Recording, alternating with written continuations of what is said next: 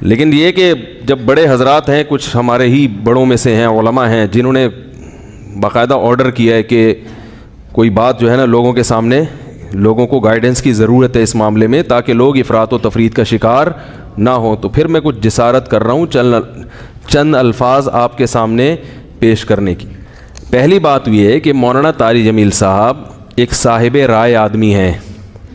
ان کو اپنی رائے بیان کرنے کا پورا حق حاصل ہے, اس پر دنیا میں کوئی بھی پابندی, اس رائے بیان کرنے پر پابندی نہیں لگا سکتا. آپ کو اپنا ظرف تھوڑا سا وسیع کرنا چاہیے. ہمیں بہت افسوس کے ساتھ کہنا پڑتا ہے کہ جب میں 2010 یا 11 تھا, مجھے صحیح وہ سال یاد نہیں ہے, میں گیا تھا سیلاب زدگان کی مدد کے لیے, تو میں نے بعض ٹرسٹوں کو دیکھا, بعض, سب کی بات نہیں کر رہا, خوب سمجھ لیں, بعض لوگ کیا کر رہے تھے,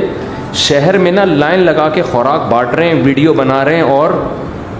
میڈیا پہ ڈال رہے ہیں, اور اندر بالکل بھی کام نہیں ہے جہاں لوگوں کو زیادہ ضرورت ہے. جو پانی میں اندر دور دراز گاؤں میں لوگ پھنسے ہوئے ہیں, ان تک کوئی بھی نہیں جا رہا تھا. کچھ تھے مخلص, کوئی بھی نہیں جا رہا کا مطلب نہیں کوئی بھی نہیں, کچھ تو مخلص ہر جگہ ہوتے ہیں, لیکن